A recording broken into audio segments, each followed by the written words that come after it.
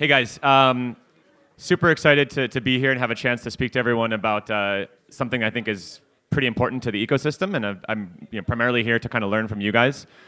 So my name is Rettig. I am a core developer on the eWASM team, so I'm working on some super low level stuff in the Ethereum stack, basically as low as you can go. That's the virtual machine stuff. But in a previous life, I was actually I guess I should say a Web 2 full stack developer, built consumer applications on web and mobile, so I definitely identify with a lot of the stuff that you guys are talking about and kind of the problems that Web 3 developers are facing today.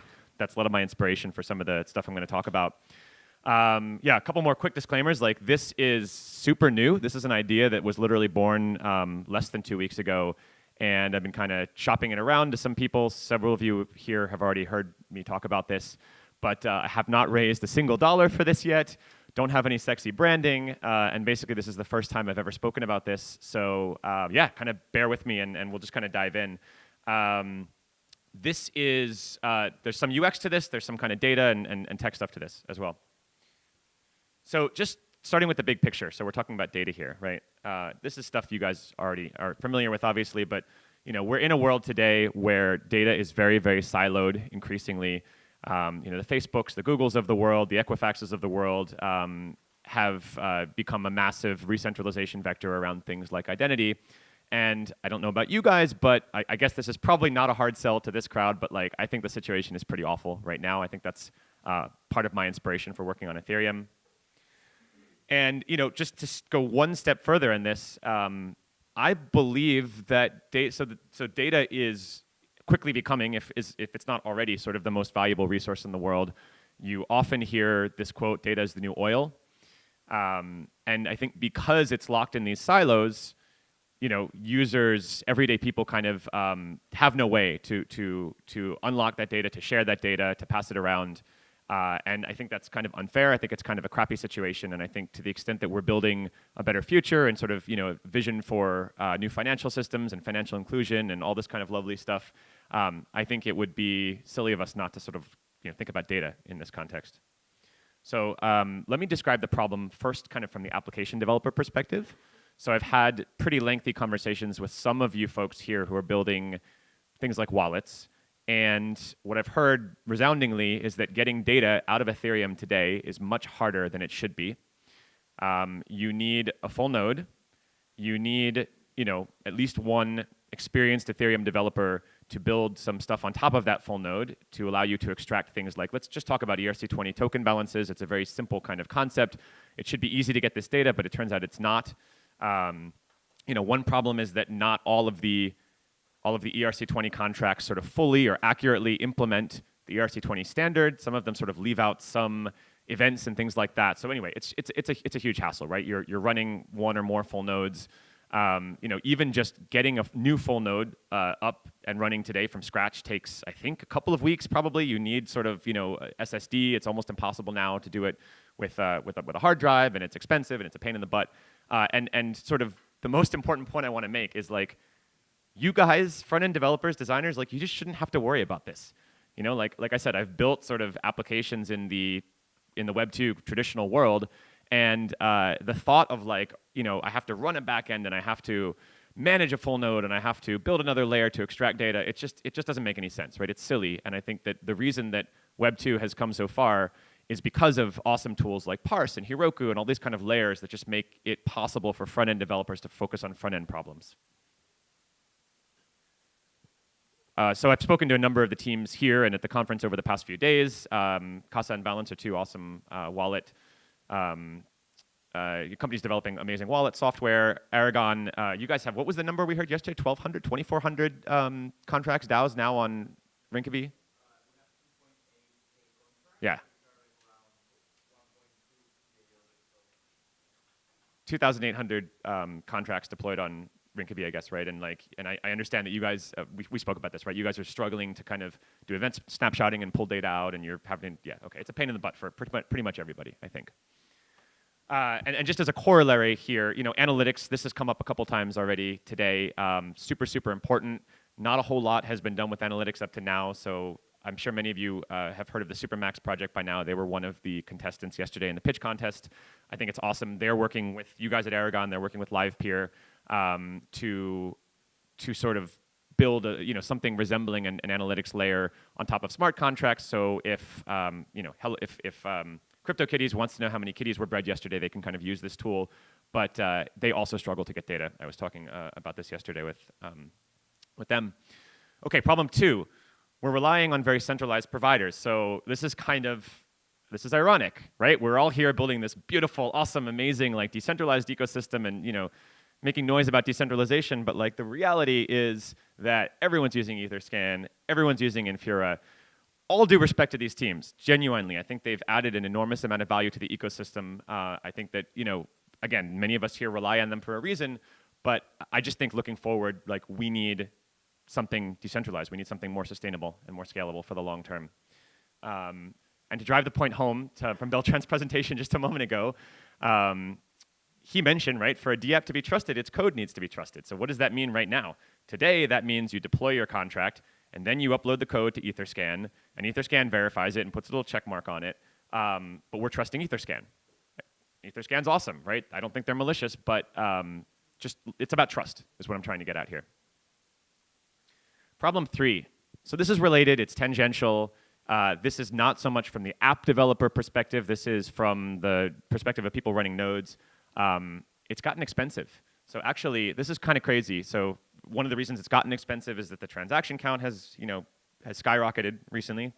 Awesome. People are using Ethereum. I like that, but it's getting harder to run a full node. The number of nodes has dropped 50% in the past 3 months, 4 months, since January, 5 months. Just stop and think about that for a second, right? We went from 30,000 nodes. I just checked. We're at 15,000 today. That's pretty troubling, if you ask me. That's centralization. I mean, we have 15,000. It's not a crisis immediately, but it's going to keep getting harder. And there's multiple threads here in the Ethereum research community. This is from the ETH research discourse forum, if you're familiar with that, about incentivizing people to run full nodes as it gets more expensive to do so. Some interesting ideas out there. And in fact, there is an EIP for this as well. It's brand new. It was created on March 1st, and I think we're going to be discussing this on the All Core Devs call next week. So again, just a hot topic.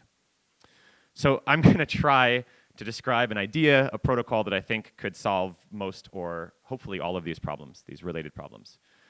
So it's called Odin. This is a brand new name. You saw it here first. It comes from Open Data Initiative or Open Data Interchange. Odin is a Germanic Norse god who is, among other things, the god of wisdom, and he sends out these ravens to collect information. So I kind of think there's an interesting kind of connection there to like decentralization of collecting data. Decentralize the. I think our nodes are going to be called ravens. It could be kind of fun. So yeah, this, as I said, this presentation is super new. This is not super deep, but just to give you guys a high-level overview of what this looks like from the perspective of the person running a full node. So I'm already running an Ethereum node. I'm running Parity. I'm running Geth. And I add a thin layer on top of this, which is the Odin client, or the Raven, I guess we could call it. And it doesn't require, basically the marginal cost for running this on top of an existing Ethereum node is very tiny, right? It's not sort of requiring that much additional bandwidth or CPU or storage. And it has some sort of a database, so this is not really like the level DB kind of low-level thing that lives inside the full node. This is something I have yet to work this out. CouchDB is something I'm looking at that could be interesting because it allows stuff like MapReduce. And then there's this protocol. And the idea is the client sort of collects data, pulls it out of the full node. The Odin client pulls this data out, indexes it, and makes it available to the protocol and allows you to collect rewards by monetizing that data. We'll walk through a more specific example in a second, but that's the high-level idea.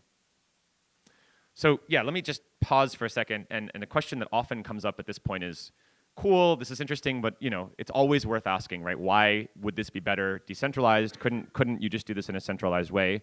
And to be clear, there are a number of teams working on centralized solutions to the data problem in Ethereum. I've spoken to several of them.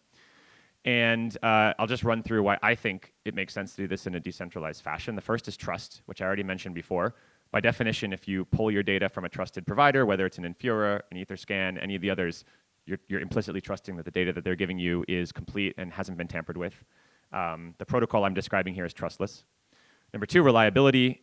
Again, from conversations I've had with wallet providers, Etherscan's awesome, but if it goes down, if they're doing maintenance, then all the wallets in the whole world stop providing token balances to their users for a few hours. That kind of sucks. Again, we're building something better than that, so let's decentralize all the things. Interoperability, we have, again, all these sort of centralized people beginning to build out kind of their own data standards, interchange formats. I think we can do better by having a sort of a single standard, a single protocol. Liquidity is something we talk about a lot in the context of tokens and finance and stuff, but I think if data is the new oil, then we should be talking about how to exchange that data in a liquid way and have kind of deep markets around that data, maybe tokenize some of that data. And I think, again, a decentralized network of providers providing data will, by definition, always have more liquidity than a single individual centralized provider. And finally, openness. I think by now, Bitcoin and Ethereum have proven, at least to me, that the way forward is open APIs. Richard, you have a term you put together called an open data interface, right? So an answer to an API is like an ODI or OPI, open protocol interface. We're getting there. Cool. Yeah, so let's open up all the things as well. So what is this protocol? What does it do? So you are a full node. As I said, you're running this client. You stake some tokens to participate. Your data gets sort of sold on the market. You get paid for providing that data. And this is very, very high level. Obviously, there's a lot of details to be filled in. And malicious behavior here results in slashing. Malicious behavior would be like, providing incomplete data, tampering with the data.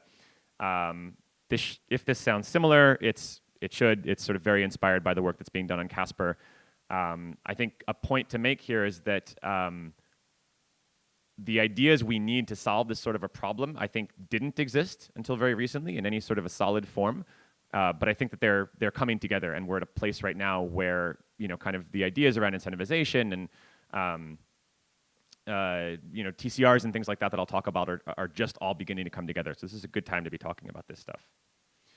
All right, so yeah, let's quickly kind of walk through this in slightly more concrete terms. So if I'm the data supplier, so I am, I could be an Infura or an Etherscan or any of the other lovely teams here that are already they have their own full node infrastructure up and running. So I already have my full node. I download this open source Odin client. I specify a wallet address where I want to sort of receive rewards. I have to stake some tokens, as I mentioned. That's to keep people on their best behavior. I want this to be as dead simple as possible, right? So one thing I'd probably want you to do is to specify how many system resources you'd like this app to consume. Are you comfortable giving 10 gigabytes, 100 gigabytes, how much CPU, et cetera? The idea here being the more you sort of commit to the indexer and to this software, the more data will be sold on this marketplace and the more fees you could theoretically collect. And that's it. Again, the sort of marginal effort and cost on top of running a full node should be minimal. From your perspective, from the perspective of kind of the app, the consumer, I fire up a piece of software, a front-end piece of software, let's call it a wallet app, and it needs to get my ERC20 token balances. So this is a concrete example. So it makes a request to the Odin network, and it specifies some parameters like the token or list of tokens or all tokens and maybe my public key. And there's some sort of a bidding mechanism. So one of the pieces to be worked out here is sort of the price part, but again, keeping this slightly high level. The protocol you could think about this a little bit like an